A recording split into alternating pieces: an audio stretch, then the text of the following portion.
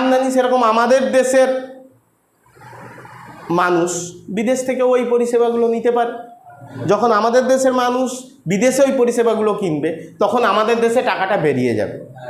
সেটা কোন দিকে যাবে না ডেবিটের দিকে। তাহলে অদৃশ্য দ্রব্যের রপ্তানি আর অদৃশ্য দ্রব্যের আমদানি, এটা নিয়েও কিন্তু লেনদেন উদ্বৃত্তের খাত। আর কি আছে? 3 একপার্শ্বিক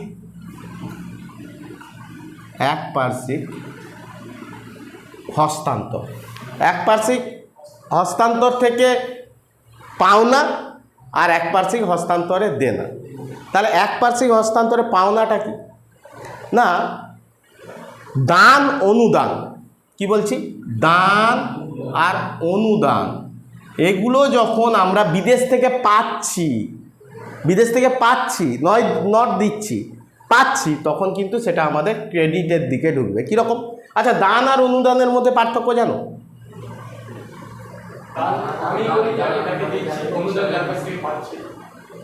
দান আর অনুদানের মধ্যে একটা গুরুত্বপূর্ণ পার্থক্য আছে। দান যাকে করা হয় সে ফেরত আর দেয়, কিন্তু অনুদান একটা নির্দিষ্ট সময় পর ফেরত দিতে হয়। ধরো আমাদের দেশে বিরাট একটা বন্যা পরিস্থিতি চলছে, বা আমাদের দেশে শরণার্থী যারা আছে বিদেশি, তাদের জন্য কোনো এক দেশ বললো শরণার্থীদের উন্নয়নের জন্য আমি একটা টাকা হেল্প করছি, বা ওয়ার্ল্ড ব্যাংক বলল আমি ইন্ডিয়াকে দান হিসাবে এত টাকা দিচ্ছি। তার মানে উইথাউট প্রোডাকশান ছাড়া, আমরা জাতীয় আয় পড়েছিলাম না, এখানে কিন্তু প্রোডাকশান হবে না, প্রোডাকশান ছাড়াই পাচ্ছে। তাহলে এই বিষয়টা কিন্তু একপার্শ্বিক কার মধ্যে পড়বে? পাওনার মধ্যে, যদি আমি বিদেশ থেকে দান হিসাবে পাই।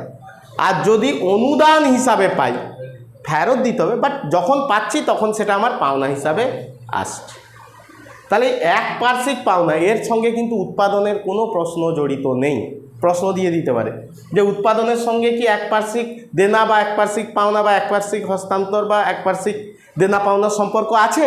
তখন বলতে হবে না, উৎপাদনের সঙ্গে এর কোনো সম্পর্ক নেই, উৎপাদন ছাড়াই হস্তান্তর হয়। ঠিক আছে?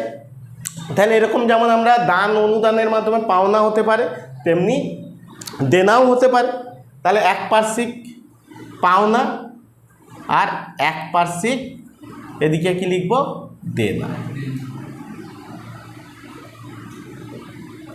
একপার্শ্বিক দেনা। আর লাস্ট যে বিষয়টা খুবই গুরুত্বপূর্ণ, যেটাকে আমরা বলবো মূলধনী খাত। তাহলে মূলধনী পাওনা, মূলধনী দেনা। তাহলে মূলধনী পাওনাও ঢুকবে এর মধ্যে, মূলধনী পাওনা, আর এদিকে ঢুকবে মূলধনী দেনা। এই 4টে বিষয় যদি তুমি ভালো করে বুঝে নাও, তাহলে কিন্তু তোমার পুরো চ্যাপ্টারটাই প্রায় পড়া হয়ে যাবে। কেন? শুধু এই জিনিসগুলোকেই আমরা কোথাও সামনে এগোবো, কোথাও পেছনে এগোবো, সেটা নিয়েই কিন্তু পুরো সিলেবাসটা বেশিরভাগ পার্ট ডিপেন্ড করছে। তাহলে এই মূলধনী পাওনার মধ্যে কি ঢুকবে আর মূলধনী দেনার মধ্যে কি ঢুকবে সেটাও তোমাদেরকে জানতে হবে। মূলধনী পাওনা, আমি ধরো বিদেশ থেকে ঋণ নিয়েছি, তাহলে বিদেশ থেকে যখন ঋণ নিচ্ছি তখন কিন্তু আমার ইনকামের মধ্যে ঢুকছে। যতদিন না মেটাচ্ছি, মেটানোর সময় বেরোবে, কিন্তু নিচ্ছি যখন, তখন আমার ইনকামের মধ্যে ঢুকে যাচ্ছে। আর কি হতে পারে না, আমি আমার দেশে ধরো আমার দেশে কোনো সম্পত্তি বিদেশিদেরকে বিক্রি করেছি, তাহলে বিদেশিদেরকে যদি বিক্রি করি তাহলে তার কাছ থেকে আমি একটা ইনকাম পেয়েছি ওটা বিক্রি করার জন্য, তাহলে সেটাও কিন্তু আমার পাওনার দিকে ঢুকবে। আর কি ঢুকতে পারে?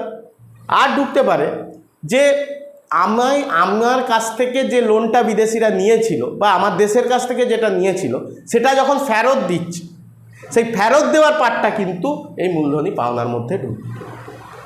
তাহলে দেনার দিকে কি কি ঢুকবে না, আমি যখন বাইরে থেকে লোন নিয়েছিলাম সেটা মেটাচ্ছি, সেই টাকাটা চলে যাচ্ছে কার কাছে না, যে ওই বিদেশে চলে যাচ্ছে বা বিদেশিদের কাছে চলে যাচ্ছে। সেকেন্ড, বিদেশিদের কাছে আরেকটা জিনিস কি হয় না, আমি বিদেশে গিয়ে কোনো সম্পত্তি কিনেছি, তাহলে তার জন্য আমাকে টাকা মেটাতে হচ্ছে, তাহলে সেইটা কিন্তু আমার দেনার দিকে চলে যাবে। আরেকটা কি না, বিদেশিরা যে টাকাটা ধার দিয়েছিল আমাদের দেশকে সেটাও ফেরত দিতে হয়। অর্থাৎ এই পার্টগুলো কিন্তু আমার দেশ থেকে টাকা বা বৈদেশিক মুদ্রা বেরিয়ে যায়, তাই এটা আমার দেনার দিক। আর আমরা যেগুলো পাচ্ছি সেইটা কিন্তু পাওনা দিক। তাহলে এই মূলধনী দ্রব্যের পাওনা আর মূলধনী দ্রব্যের দেনা, এর মধ্যে কোন কোন বিষয়গুলো ঢুকবে, খুব ইম্পর্টেন্ট জায়গা।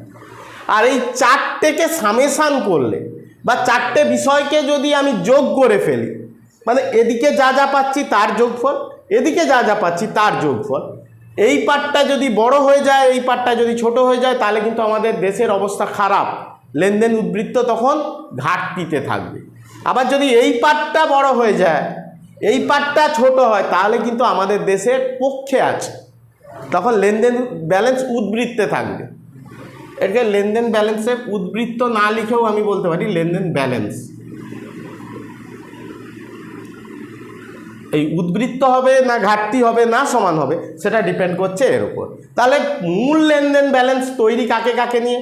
দৃশ্য দ্রব্যের রপ্তানি, দৃশ্য দ্রব্যের আমদানি, অদৃশ্য দ্রব্যের রপ্তানি, অদৃশ্য দ্রব্যের আমদানি, একপার্শ্বিক পাওনা, একপার্শ্বিক দেনা, মূলধনী পাওনা, মূলধনী দেনা, এদের সকলকে নিয়ে তৈরি হয় কি একটা দেশের লেনদেন ব্যালেন্স, যেটাকে কি বলি লেনদেন ব্যালেন্স। আর ব্যালেন্স অফ পেমেন্ট বলে একটা কথা আছে, বিওপি, বিওপি আর বিওটি। এই বিওপি মানে হচ্ছে ব্যালেন্স অফ পেমেন্ট, সেটা এর একটা পার্ট নিয়ে আসছি পর। আর ব্যালেন্স অফ ট্রেড, বিওটি, লেনদেন ব্যালেন্স মানে পুরোটা।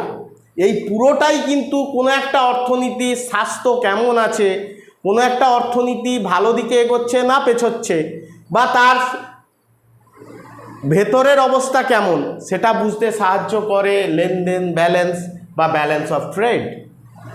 তাহলে লেনদেন ব্যালেন্স কিন্তু এদের সকলের সমষ্টি।